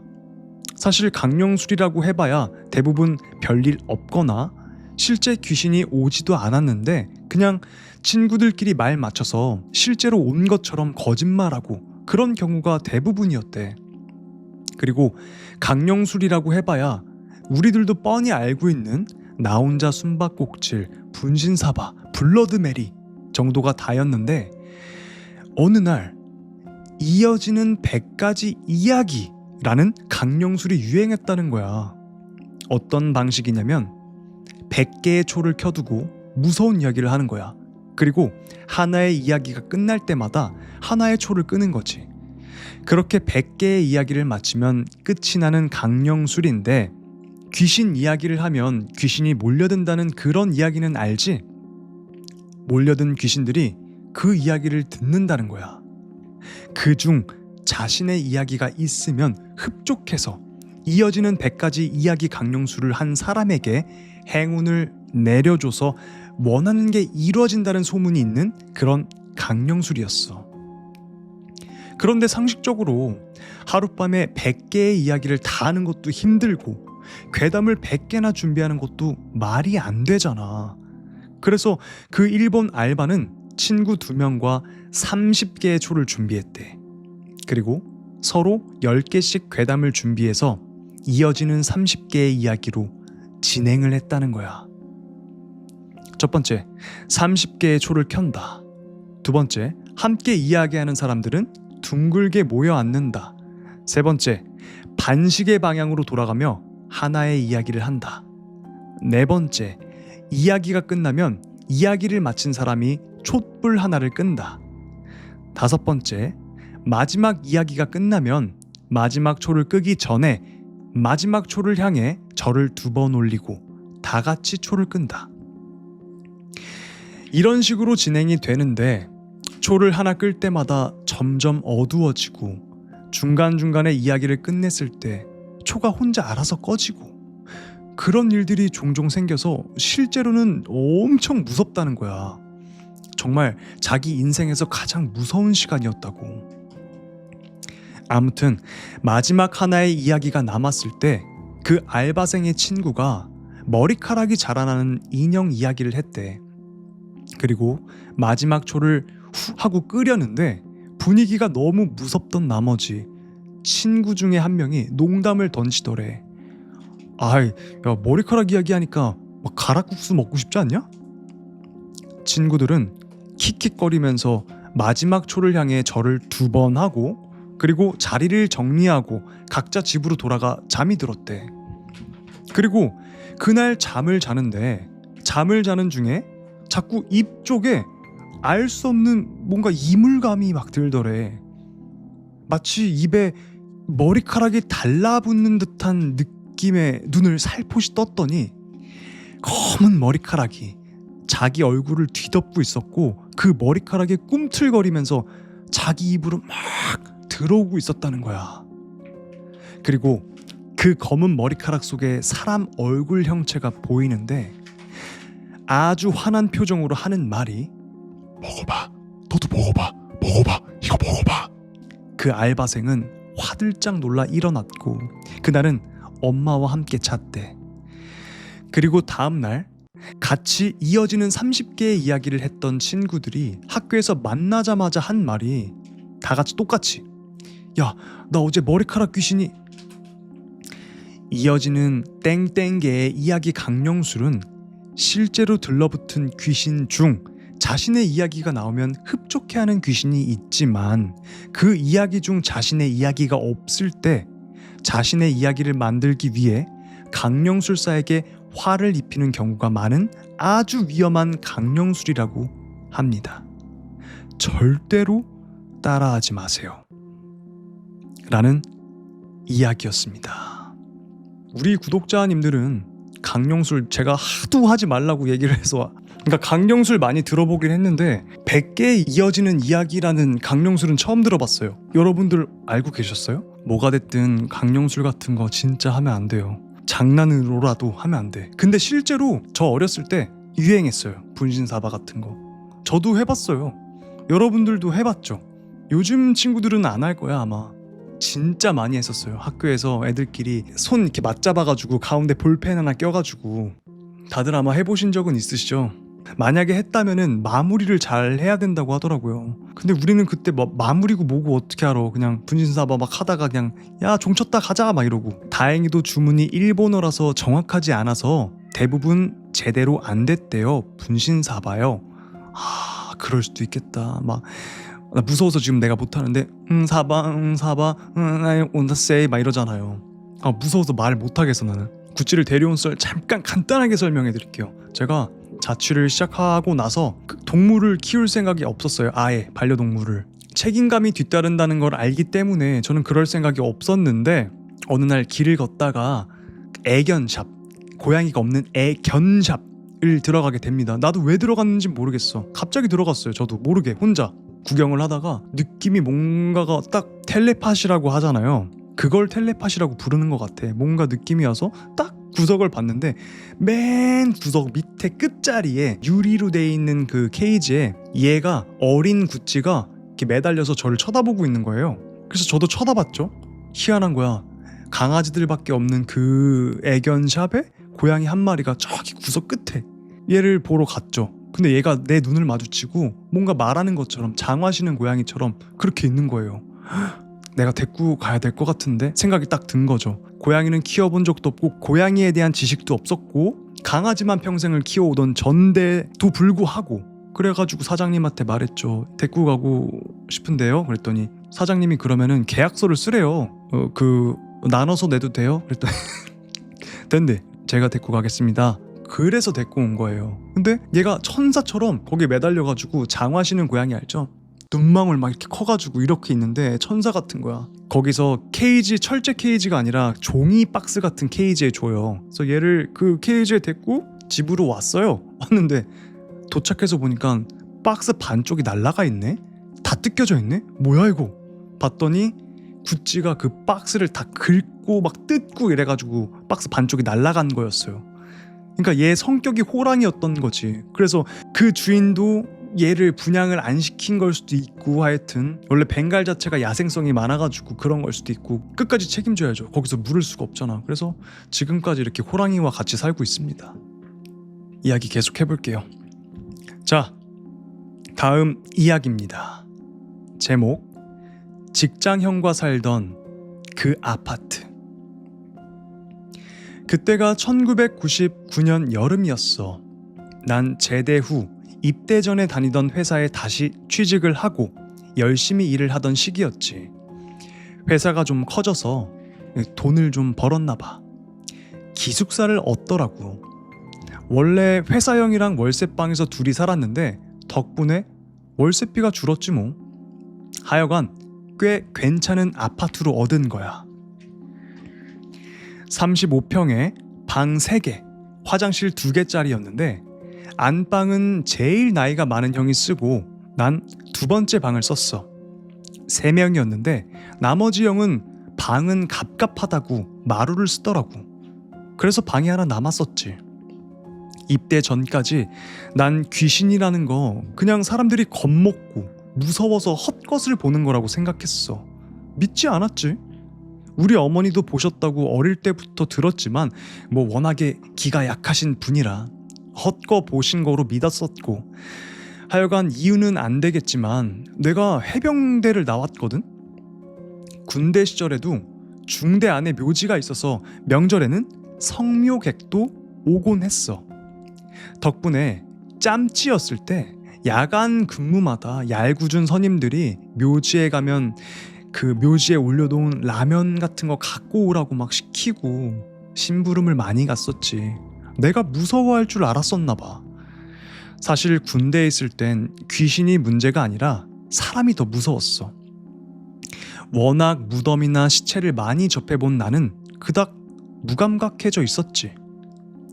사람이 눈앞에서 죽는 것도 우연찮게 많이 본 편이긴 해. 각설하고 그때 한참 스타크래프트가 붐일 때였어. 컴맹이었던 난 우연히 접한 게임에 날 새는 줄 모르고 했지. 회사가 바쁠 때라 보통 저녁 9시에서 11시 정도에 끝날 때가 많았는데 9시에 끝나도 난 바로 PC방 가서 스타 삼매경. 그날도 야근하고 집에 9시 반에 와서 바로 PC방. 새벽 3시 40분경에 들어왔어. 안방으로 가서 제일 큰 형이 자는 걸 확인하고 마루 쓰던 형은 출장 중이었어. 그래서 그 형 혼자였지 집에. 하여간 안방 문을 조용히 닫고 돌아서는 순간 부엌 싱크대 앞에서 어떤 남자가 서 있는 걸 보게 된 거야. 물론 내가 열쇠로 문을 따고 들어왔고 들어오면서 문을 분명히 잠궜거든. 순간 난 온몸이 얼어붙었지. 강도일까봐. 도둑? 아니야. 난 내가 돌아서서 그를 본 순간 이미 내 안에서 부정하고 있던 귀신이라는 존재를 떠올린 거야. 키는 대략 165 정도 작은 키에 땅땅한 체격이었어. 짧은 스포츠형 머리에 30대 중반에서 40대 초반으로 보이는 아저씨 같았어. 캐릭터 그림을 그릴 때 처음에 외곽선 같은 거 그리잖아. 그 남자 몸 외곽선이 얇은 하얀 선처럼 돼 있는 거야. 그걸 보고 난 그게 귀신이라고 확신을 했지. 들어올 땐 어두웠지만 문 잠그고 안방 가서 형 자는 걸 확인하고 그동안에 어느 정도 어둠에 눈이 익숙해졌을 때였거든. 내가 서 있는 바로 2m 정도 앞에 서 있는 남자를 보니까 오른손만 올리면 바로 벽에 불 켜는 스위치가 있는데도 몸을 움직일 수가 없더라고. 공포로 몸이 굳는다는 거 어떤 건지 그때 절실히 느꼈어. 귀 뒤쪽부터 허리까지 온몸을 타고 흐르는 소름이, 아마 그런 공포는 태어나서 처음 느꼈을 거야. 그런 상태로 움직이지도 아무 말도 못하고 한 1분 정도 가만히 서 있었어. 어느 정도 지나니 조금 여유가 생기더라고. 그냥 무표정한 얼굴로 나를 보고 있는 그 남자를 두고 난 오른손을 조금씩 움직였어. 불을 켜려고. 갑자기 달려들까봐 손을 빨리 움직이지도 못하겠더라고. 손을 조금씩 올리다가 스위치에 거의 올라가는 순간 난 다시 한번 경악할 만한 공포를 느꼈지. 왜 예전에 그 전설의 고향 같은 거 보면 귀신은 발이 없대잖아. 말 그대로 그 남자의 몸이 슥 하면서 내게로 확 오는 거야. 한 2m 조금 넘는 거리였으니까 불과 1초에서 2초 사이. 긴장하고 있던 몸에서 순간 머리털은 고사하고 온몸에 털이란 털이 전부 서는 느낌과 함께 나는 비명을 질렀어. 소리를 지르며 불을 켜버린 거야. 마루, 거실, 베란다, 부엌, 신발장 모든 스위치를 다 켰어. 그 짧은 순간에. 안방에서 자던 형은 내 비명에 놀라서 무슨 일이냐며 나왔고 난 식은땀만 삐질삐질 흘리고 있었지. 불 켜보니 아무것도 없더라고. 그래서 형한테 자초지종을 얘기했어. 뭐 PC방에서 스타하다 왔는데 뭐 어쩌고 저쩌고. 형도 놀라서 얼굴이 막 사색이 되더라고. 나중에는 왜 그런 얘기를 나한테 하냐고 욕을 하더라고. 그러니까 왜 물어봐 그러면은? 하여간 그 후로 형들은 주말이 되면 다들 자기들 집에 가서 자더라고. 난 기숙사랑 집이 가까워서 잘 안 갔거든. 그때가 장마 첫 무렵이었는데 그냥저냥 한 달 정도가 지나고 장마 끝 무렵이 됐어. 그 일은 잊혀지려나 했지. 그런데 한 달이 지난 그날 일요일이었고 역시도 그날 안방 쓰는 형이랑 나랑 둘이만 있었어. 저녁 9시 정도? 난 거실에 누워서 TV를 보고 있었고 형은 안방 화장실에서 샤워 중이었어. 여름이라 9시쯤 됐는데도 그렇게 깜깜한 밤은 아니었고 좀 더운 날씨였어. TV를 보고 있는데 샤워하던 형이 야 두필아 뭐하냐? 이러는 거야. 난 거실에 있어서 TV 소리도 있고 해서 그게 작게 들리더라고. 형이 한 3번 정도 말했을 때 내가 대답했거든. 뭐? TV 보는데? 왜? 형이 샤워하면서 또 그러더라고. 베란다에서 뭐 하냐고. 빨래 넣는 거냐고. 그러는 거야. 안방 화장실 창문이 반투명이라 밖은 보이는데 베란다랑 연결돼서 사람 그림자 지나다니는 건 보이거든. 난 또 그랬지. 뭔 빨래요. 나 TV 본다니까. 세탁기 탈수 아직 안 됐어. 나 부르지 마. 한 5초 정도 지났나? 으악! 하는 비명소리와 함께 홀랑 벗은 형이 마루로 뛰쳐나오는 거야. 난 누워있다가 뭐야 왜 그래?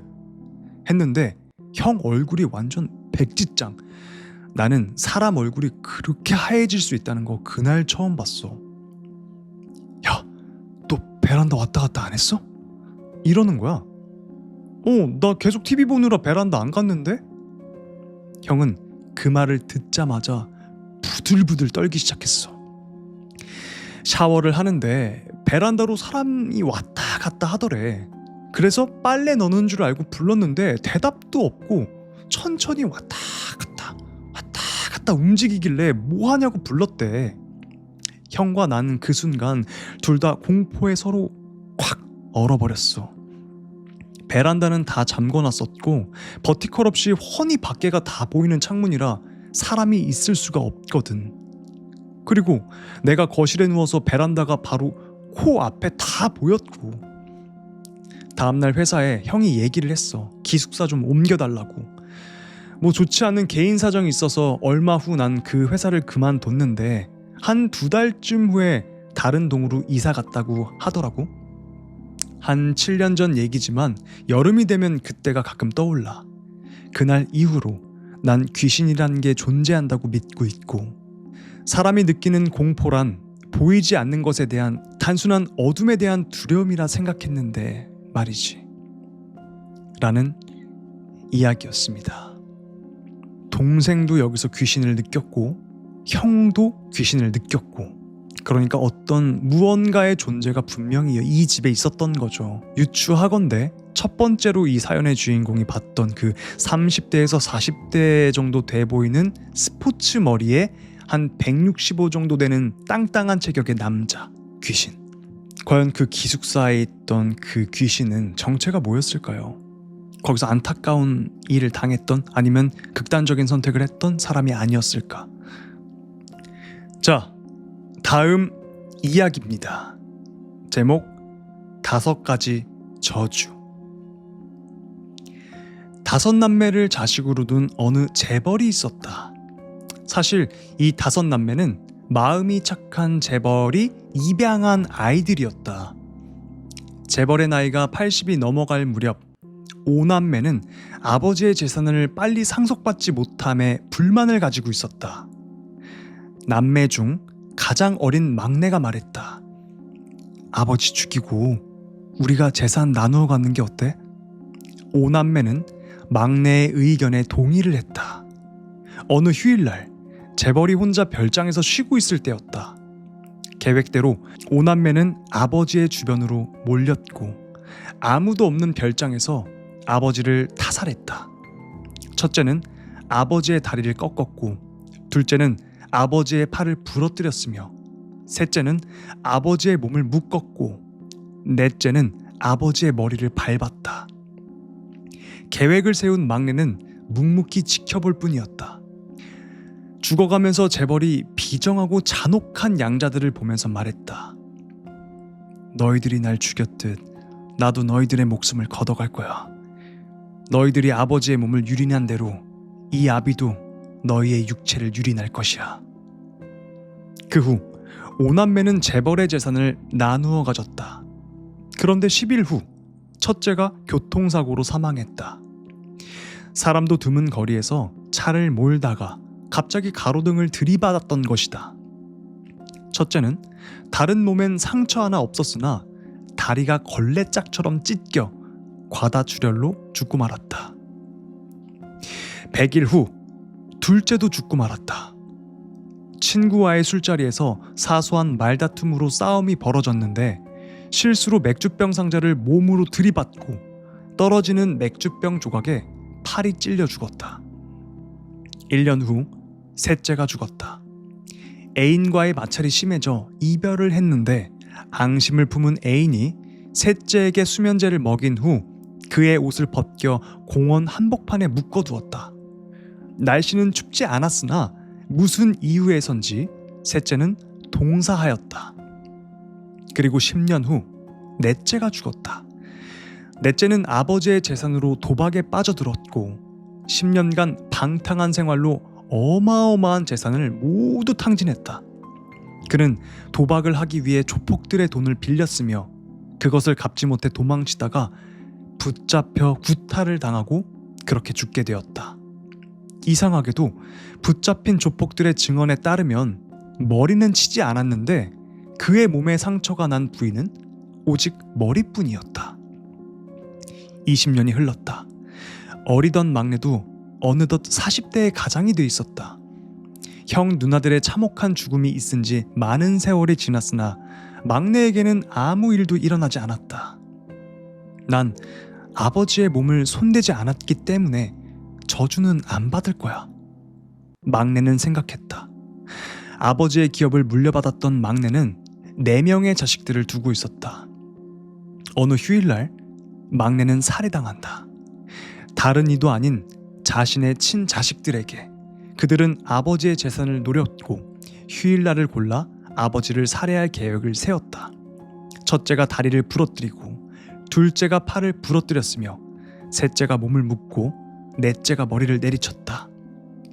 그 순간에 막내는 자신의 몸을 유린하는 자식들을 20년 전 자신이 아버지에게 그러했듯이 묵묵히 지켜볼 수밖에 없었다. 라는 이야기였습니다. 이번 이야기는 약간 실화라기보다는 뭔가 깨달음을 주기 위한 그런 괴담이었던 것 같아요. 이래서 약간 검은 머리의 짐승은 걷어들이는 게 아니라고 말했던 것일까? 물론 안 그런 사람도 있겠지만 요즘 특히나 그런 입양 많겠죠. 근데 이제 입양을 이렇게 좋은 마음으로 해왔는데 그들이 계획하에 아버지가 죽임을 당했던 거죠. 항상 욕심이 문제야. 자, 다음 이야기입니다. 제목 욕조 뚜껑. 제가 직장인으로 일하면서 혼자 생활하고 있던 몇 년 전 여름밤에 있었던 이야기입니다. 저는 여자고요. 제가 당시 살고 있던 곳은 화장실과 욕조가 함께 있었습니다. 어느 날 밤 목욕물이 끓었을 무렵에 목욕을 하려고 욕조 뚜껑을 여니 사람 머리가 보였습니다. 머리의 윗부분이 욕조의 한가운데 둥실둥실 떠있고 코 밑부분부터는 물 밑으로 가라앉아 있었습니다. 그것은 여자였습니다. 떠있는 눈은 정면 벽을 응시하며 긴 머리카락이 해조와 같이 흔들려 퍼져 있었고 부력으로 살짝 떠있던 하얗고 뚫고 가는 양팔이 검은 머리카락 사이로 보일랑 말랑하고 있었습니다. 그 어떤 자세로도 좁은 욕조에 그렇게 들어가 있을 수가 없었습니다. 인간이 아닌 것만은 분명했습니다. 그건 눈만 움직여 나를 보더니 희죽하고 웃는 입가가 탕 안에 있는 검고 긴 머리카락 사이로 새빨갛게 열렸습니다. 아, 큰일 났다. 다음 순간 나는 욕조 뚜껑을 서둘러 닫았습니다. 뚜껑 아래로부터 보글보글 소리와 섞여 웃는 소리가 들려왔습니다. 그와 동시에 닫은 뚜껑 밑에서 세게 긁는 소리가 났습니다. 저는 세숫대야나 브러쉬나 샴푸 등 그 근처에 있는 것 일부러 큰 소리를 내며 닥치는 대로 욕조 뚜껑 위에 올려놓고는 당황해서 무서워서 욕실을 뛰쳐나왔습니다. 욕실 문 너머로 뚜껑 밑을 손바닥으로 두드리는 소리가 들렸습니다. 저는 벗은 지 얼마 안 된 티셔츠와 청바지를 걸치고 방을 뛰쳐나와 택시를 탔고 가장 가까운 곳에 사는 친구네 집으로 도망쳤습니다. 몇 시간 후 자정이 가까워졌습니다. 열쇠도 잠그지 않고 아무것도 가지고 나오지 않아서 친구와 같이 다시 제 방으로 돌아왔습니다. 친구는 이런 이야기는 웃어 넘길 만큼 대범한지라 그녀가 대신 욕실 문을 열어주었습니다. 욕실은 매우 조용했습니다. 뚜껑 위에 올려진 물건들은 전부 마루에 떨어져 있었습니다. 욕탕 안에서는 웃음소리도 뚜껑을 두드리는 소리도 들리지 않았습니다. 친구가 욕조 뚜껑을 확 열었습니다. 하지만 김이 모락모락 날 뿐 여자는커녕 머리카락 한 올도 없었습니다. 물도 깨끗했죠. 그래도 기분이 나빴기에 친구에게 부탁해서 물을 비우게 했습니다. 그때 다른 곳에서 불쾌한 것을 발견했습니다. 저는 몸이 굳어졌습니다. 닫은 변기 뚜껑 사이로 긴 머리카락이 수북히 삐져나와 있는 겁니다. 친구도 그것을 깨달았습니다. 그녀는 제가 말리는 것도 무시하고 변기 뚜껑을 확 열었습니다. 그 안에는 위를 올려다보는 여자 얼굴이 들어가 있었습니다.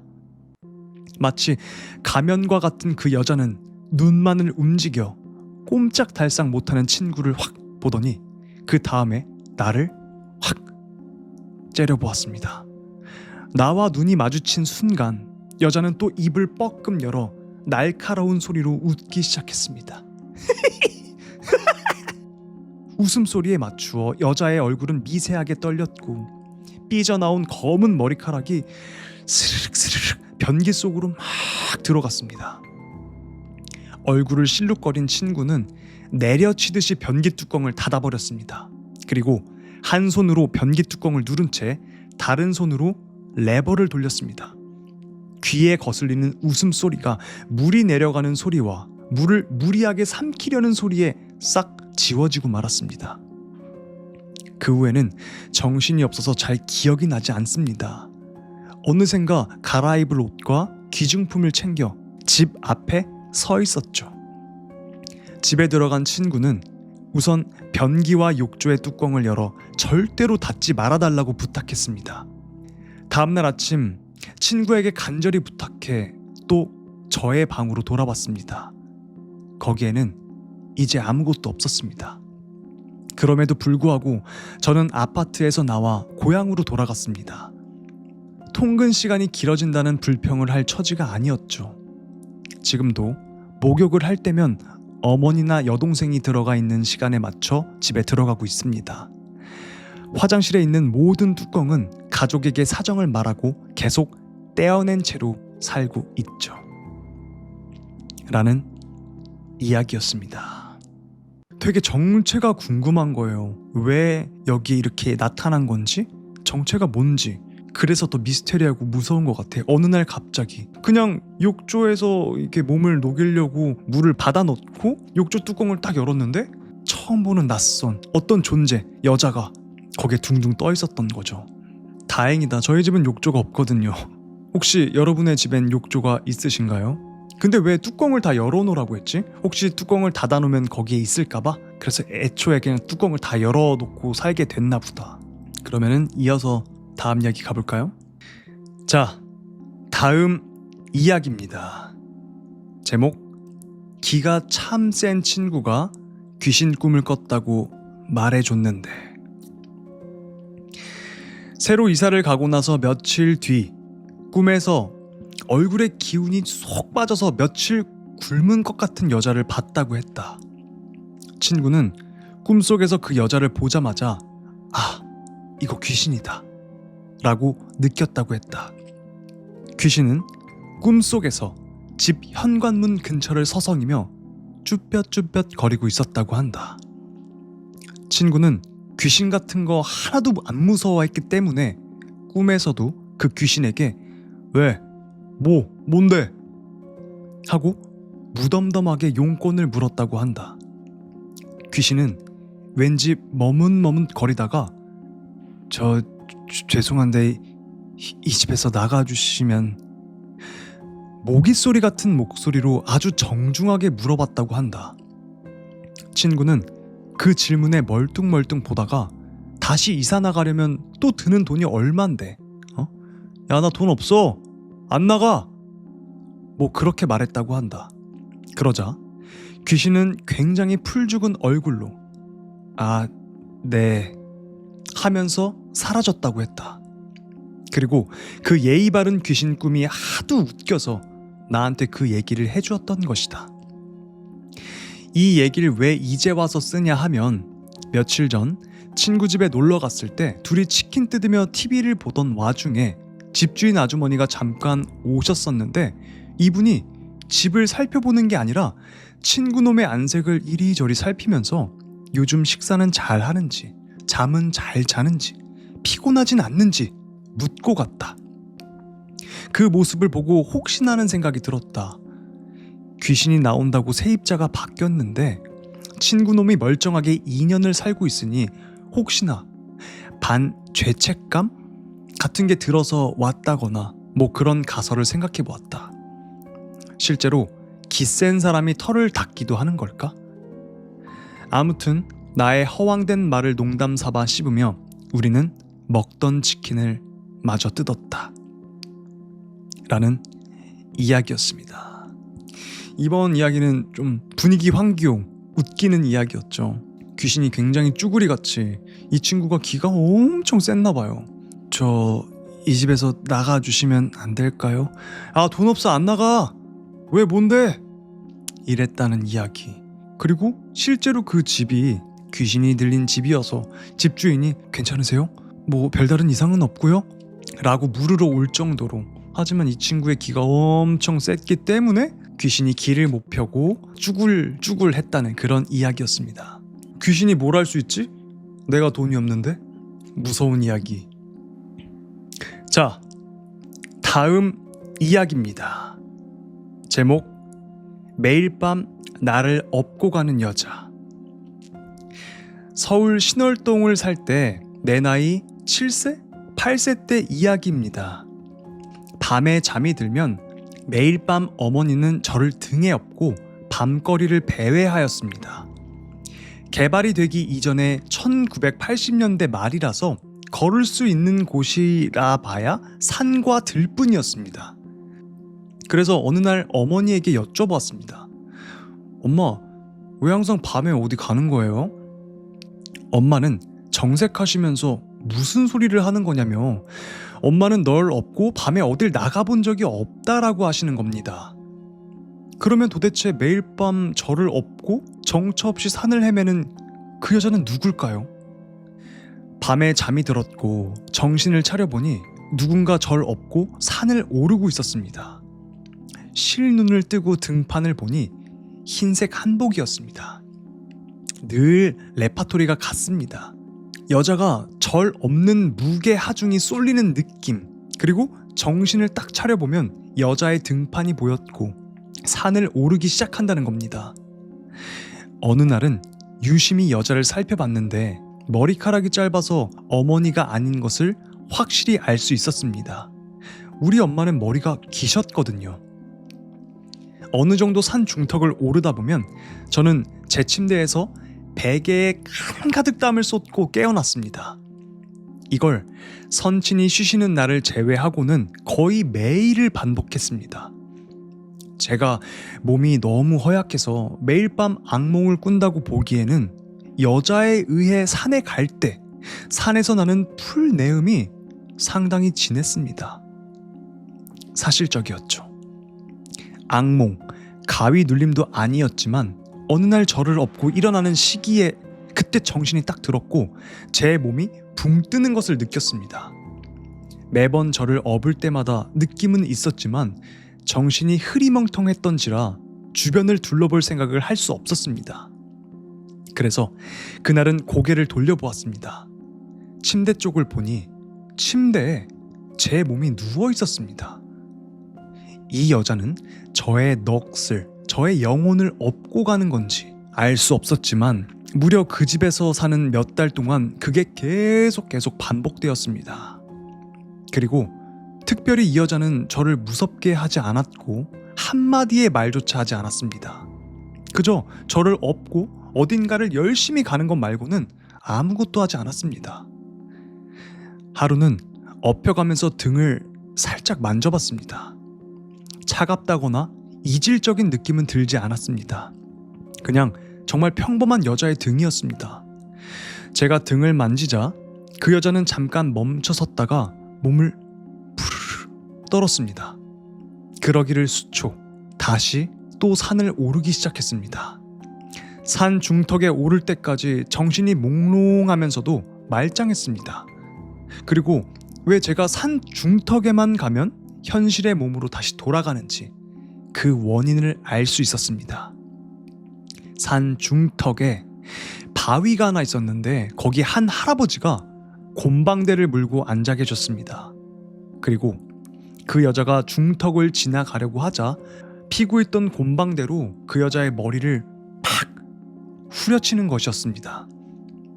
그 광경을 2번 정도 더 봤습니다. 곰방대로 여자의 머리를 후려칠 때마다 저는 땀을 한가득 쏟은 채 침대 위에서 깨어나곤 했죠.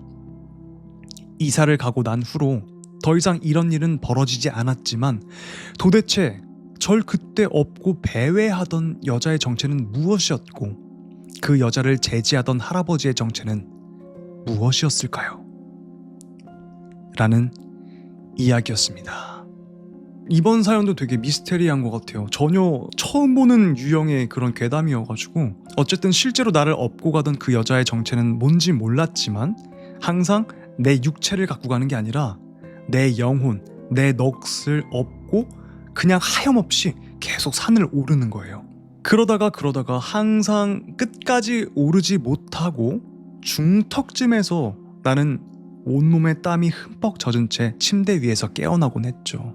그 이유를 알아보니까 산 중턱에서 기다리고 있던 어떤 할아버지가 곰방대를 이렇게 물면서 담배를 피고 있었는데 나를 업고 가는 여자 귀신? 뭐라고 말해야 될지 모르겠지만 그것에 머리를 곰방대로 팍 후려치니까 나는 다시 나의 영혼이 몸으로 돌아올 수 있었다는 거죠.